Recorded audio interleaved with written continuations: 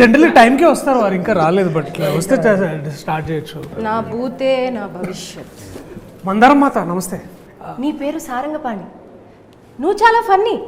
నీకు ఇష్టం అమ్మాయిలు వేస్తే లంగా ఓణి. ఇప్పుడు నీకుందో సమస్య. ఇది రైమింగా? కాదు, నీకు రైమింగ్ ఇంపార్టెంటా టైమింగ్ ఇంపార్టెంట్? డెఫినెట్లీ టైమింగ్ మాత. అయితే టైం అవుతుంది, కూర్చుందాం. యా అందరికీ నమస్కారం అండి, బాగున్నారా అందరూ? మందార మాతకి జై హో.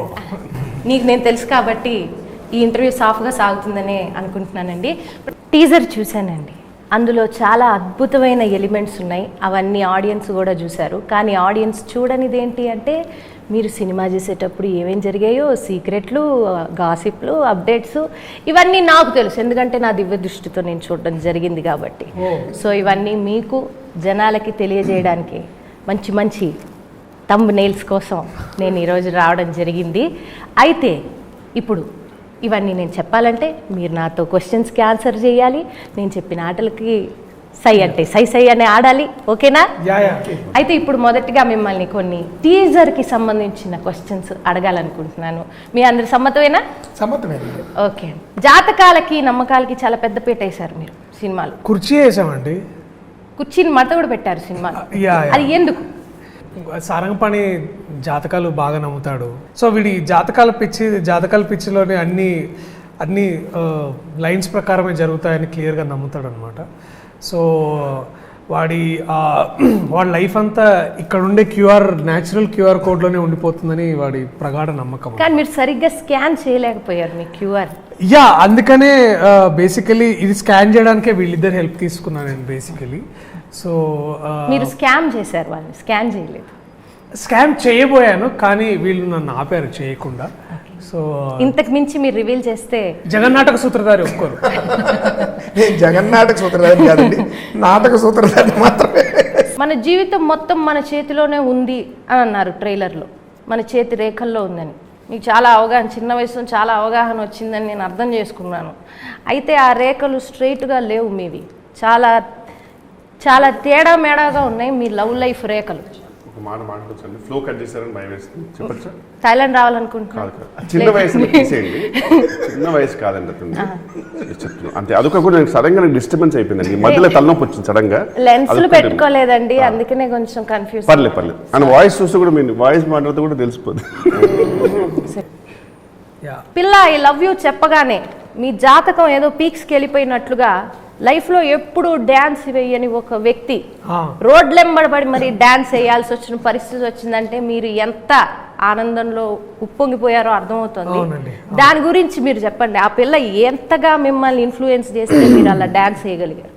అంటే సాధారణంగా ఇప్పుడు ఆఫీస్లో మనము కొలీగ్స్తో మనం బేసిక్లీ పరిచయాలు పెంచుకొని ఇట్లా పులిహోరలు కలపడం సర్వసాధారణ. కానీ నేను డైరెక్ట్గా ఫస్ట్ ఫ్లోర్లో ఉండే మేనేజర్కే మందార పువ్వు విసిరారు. ఎస్.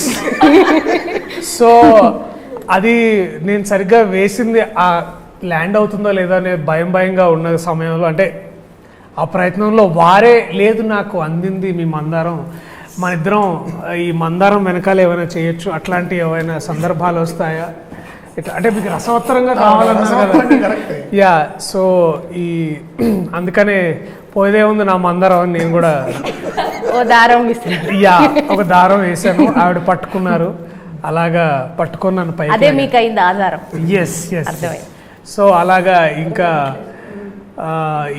ఏ దారం లేని ఒక పతంగం ఎగిరినట్టు నేను బాగా రోడ్ల మీద, మైదానాల్లో, చెట్ల వెనకాల, తర్వాత గార్డెన్స్లో, ఇంట్లో గుళ్ళు గోపురాల్లో చాలా చోట్ల ఎగిరాను, ఎగరాల్సి వచ్చింది.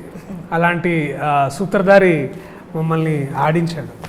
చంద్రశేఖర్ గారు అలియాస్ చందు గారు సినిమాలో బీ కార్పొరేట్ నాట్ డెస్పరేట్ అన్నారు. దాని వెనకాల ఉన్న మీ ఉద్దేశం ఏమిటి? అంటే అక్కడ కంపెనీలో కూడా పులిహోర కలపడం ఎందుకురా, మీలాంటి లెవెల్లో ఫ్రైడ్ రైస్ కలపాలని నేను అతన్ని ప్రోత్సహిస్తున్నాను. అంటే ఆయనను చూసి మీరు జలస్ అయ్యారా? లేదండి, ప్యూర్లీ ఒక బేసిక్గా అండి ఒక ఫుల్ లెంత్ ఫ్రెండ్ క్యారెక్టర్ ఎలా ఉంటాడంటే వాడి పాపం ఒక ఠికానా అంటూ ఉండదు, వాడికి పేరెంట్స్ ఉంటారు, వాడికి లవ్ స్టోరీ ఉండదు.